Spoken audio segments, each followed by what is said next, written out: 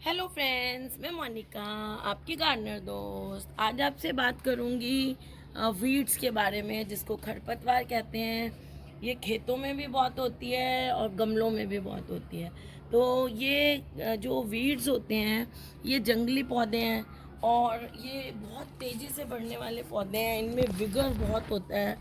तो ये पौधे जो होते हैं, एक इनमें क्या बीज बहुत बनते हैं, मल्टीप्लाई बहुत जल्दी होते हैं ये।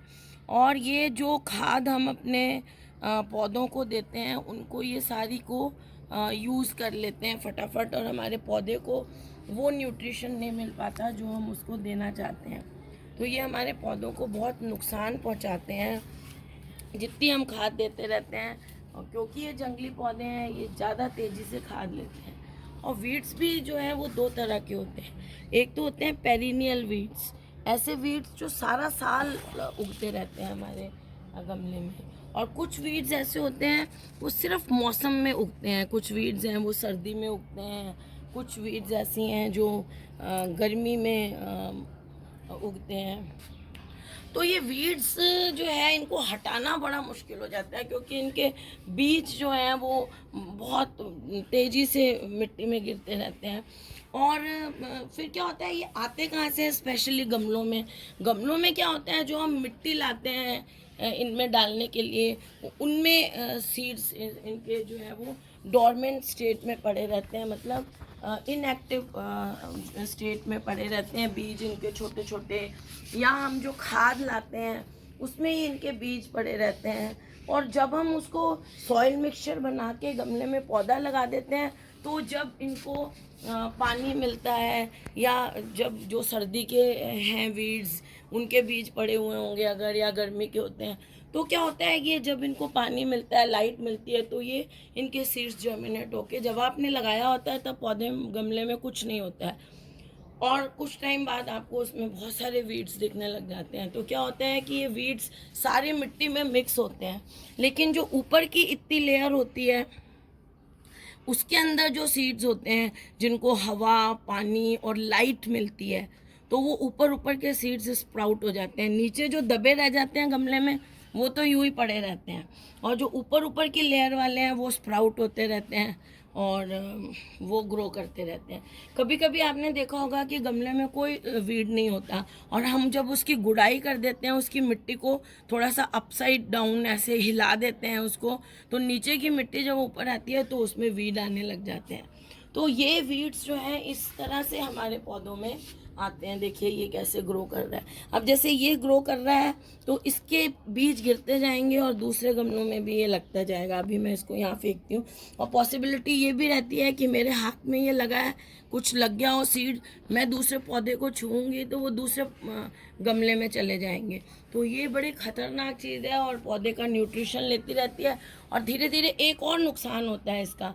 स्पेशली मैंने इसका एक नुकसान इसके केस में देखा है, अडेनियम के केस में, कि जब ये वीड्स हो जाते हैं ना, तो इन वीड्स की जड़ें न्यूट्रिशन तो लेती हैं, पानी भी होल्ड करती हैं।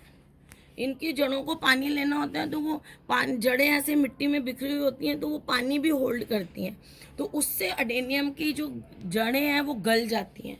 तो अडेनियम में तो आपको बहुत ध्यान रखना पड़ेगा। सक्यूलेंट्स में, अडेनियम्स में ये वीड्स बहुत नुकसान पहुंचाते हैं इनको।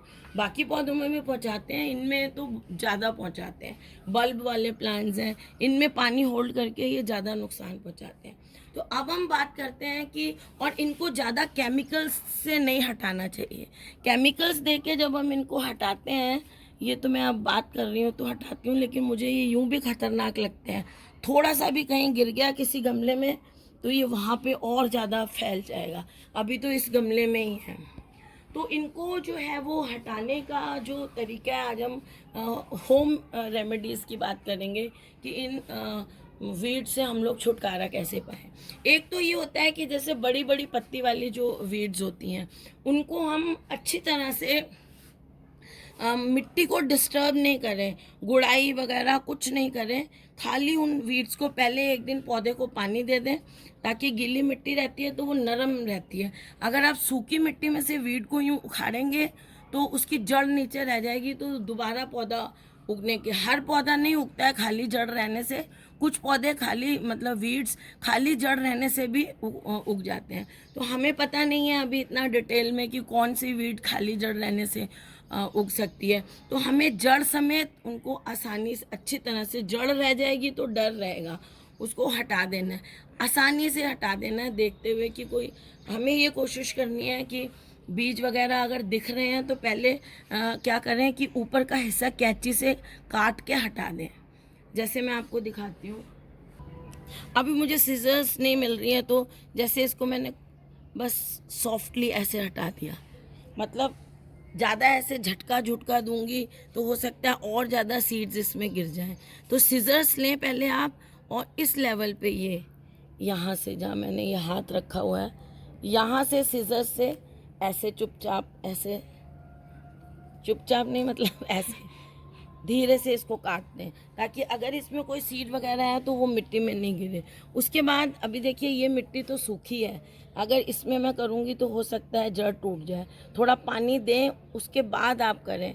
देखिए कितनी इनकी जड़ें भी बहुत गहरी जाती हैं, ये देखिए।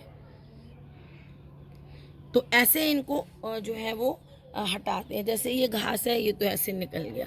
तो जो बड़ी हैं उनको पहले सरफेस से कैंची से काटते हैं और उसके बाद उनको अपरूट करें, ताकि उनके बीज नहीं गिरें। और फिर अगर वीड्स हैं तो बहुत ज़्यादा मिट्टी को ऊपर नीचे नहीं करें। जैसे मैं इसको मिट्टी को अगर वीड ऐसे कर दूंगी, गुड़ाई बहुत ज़्यादा कर दूंगी, तो नीचे की मिट्टी जब ऊपर आएगी हो सकता है उसमें कोई सीड पड़ा हो और वो सीड जर्मिनेट हो जाए। तो इसलिए मैं उसको ज़्यादा छेड़े नहीं। फिर अब हम रेमेडीज़ की, होम रेमेडीज़ की बात करते हैं। तो सबसे आसान और बहुत कॉमन सी रेमेडी ये रहती है कि हमें पौधों में मल्चिंग करके रखनी चाहिए। मल्चिंग का मतलब होता है कि कोई भी चीज़ जो पौधे का जो ये बेस है, मिट्टी है, इसके ऊपर जो है वो, मैं ज़्यादातर मल्चिंग कर देती हूँ खाद की। जैसे वर्मी कंपोस्ट है, वर्मी कंपोस्ट में कंपोस्टिंग होती है ना जब, तो वो केचुए करते हैं, तो उसमें वीड के सीड्स नहीं होते हैं ज़्यादा। मतलब अगर उन लोगों ने इकट्ठा करते वक्त जहाँ से बनती है कुछ ऐड हो गया हो तो पता नहीं, बाकी बनने के प्रोसेस में उसमें सीड्स नहीं रहते हैं। तो वो वर्मी कंपोस्ट की एक लेयर गमलों के ऊपर मैं जब साल में 2 बार, जैसे फरवरी में डालती हूँ, फिर सितंबर में डालती हूँ, इतनी लेयर डाल देते हैं, 2 इंच लेयर। तो 2 इंच लेयर ही डालनी है, ज़्यादा नहीं डालनी। अच्छा, वो 2 इंच लेयर डालते हैं, जैसे मैंने कहा मैं वर्मी कंपोस्ट की डाल देती हूँ। आप जैसे कई बार क्या होता है, गोबर की खाद भी अच्छी तरह डिकम्पोज नहीं होती, या डिकम्पोज हो भी तो गोबर की खाद में जो है वीड्स के बीज रह जाते हैं। कई बार जानवर जो है वो गोबर खाते हैं, वो घास वगैरह खाते हैं, तो उनके बीज रह जाते हैं काऊ डंग में, और काऊ डंग या बफेलो डंग जो भी है, और उसमें उससे जो अच्छी तरह डिकम्पोज नहीं होती खाद, तो उसमें भी बीज रह जाते हैं, तो वो सही नहीं है। वर्मी कंपोस्ट डाल दें, या फिर लकड़ी का जो बनता है फर्नीचर वगैरह, उसकी शेविंग्स होती हैं, छोटे छोटे कटे हुए टुकड़े होते हैं, वो डाल दें, गत्ते के टुकड़े डाल दें, बिल्कुल सूखे हुए पौधों के छोटे छोटे तिनके होते हैं वो डाल दें। तो ये चीज़ें डालने 2 इंच लेयर बनानी है, ताकि अगर कोई बीज वीड का पड़ा हो तो उसको सनलाइट नहीं पहुँचे उस तक। ऐसे डालनी है आपको, जो मल्च डालनी है 2 इंच लेयर इतनी, ताकि वो लाइट जो है वो बीज तक नहीं पहुंचेगी। बीज तक लाइट नहीं पहुंचेगी तो वीड्स ग्रो नहीं करेंगे। तो ये ध्यान, और 2 इंच से मोटी लेयर नहीं डालनी है, नहीं तो आपके पौधे को ऑक्सीजन नहीं मिलेगी। पौधे की जो ऊपर ऊपर की छोटी जड़ें होती हैं उनको ऑक्सीजन चाहिए होती है। तो अगर आप ज़्यादा गहरी जो वो लेयर डाल देंगे तो उनमें उसको ऑक्सीजन नहीं मिलेगी, प्लांट की रूट्स को, तो भी आपका प्लांट ग्रो नहीं करेगा। इसलिए 2 इंच लेयर ही आपको डालनी है। तो मैं ज़्यादातर उसकी वर्मी कंपोस्ट की डालती हूँ, फिर उसके ऊपर एक पतली सी लेयर मिट्टी की मुझे डालनी पड़ती है। इसलिए डालनी पड़ती है क्योंकि जो खाद होती है वो ऊपर से पानी देते हैं ना, हल्की होती है तो बह जाती है। बस एक पतली लेयर डालती हूँ, बाकी वो जो वर्मी कंपोस्ट की एक लेयर डालती हूँ। आप किसी भी चीज़ की, सूखी पत्तियाँ मिलती हैं जैसे बाहर हवा में उड़ के इकट्ठी हो जाती हैं एक जगह, नीम की पत्तियाँ हैं, नीम की छोटी छोटी डंडियाँ हैं, उनकी मल्च बहुत अच्छी रहती है, वो आप डाल सकते हैं। और मल्च भी बहुत ज़्यादा टाइम तक नहीं डली रहनी चाहिए, उसको चेंज करना चाहिए साल में एक बार। अगर वीड की बहुत ज़्यादा प्रॉब्लम है तो आप एक लेयर मल्च की डाल सकते हैं। ये तो सबसे इजी सा उपाय रहता है। और फिर एक जो घरेलू उपायों की जब मैं बात कर रही हूँ तो हमारे लिए जो है वो बहुत अच्छा एक उपाय ये रहता है कि जो हमारे घरों में विनेगर होता है, विनेगर यानी जो सिरका होता है, सफ़ेद सिरका जो होता है वो, ये देखिए ये वाइट विनेगर आता है, किसी भी कंपनी का ले सकते हैं आप। वाइट विनेगर आता है या एप्पल साइडर विनेगर आता है, वो आप लें किसी स्प्रे बॉटल में, और पानी नहीं मिलाना है उसमें आपको। अगर आप आधा पानी आधा सिरका मिलाना चाहते हैं तो ठीक है, लेकिन वीड की ज़्यादा प्रॉब्लम है तो खाली सिरका ले लें छोटी सी एक कोई स्प्रे बॉटल में, और सिर्फ उस वीड वीड जहाँ पर है उसके ऊपर स्प्रे कर दें।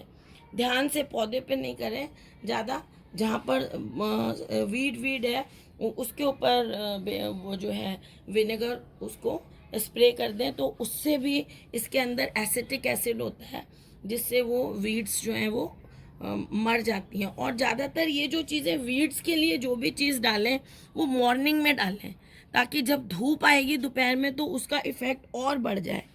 जैसे मैं आपको कई बार कहती हूँ कि आप पौधे पे कोई भी पेस्टिसाइड वगैरह स्प्रे करते हैं तो वो सुबह नहीं करके शाम को करें, क्योंकि सुबह, और लिक्विड फर्टिलाइज़र भी सुबह के टाइम अगर स्प्रे किया तो वो पौधे को और नुकसान पहुंचाता है।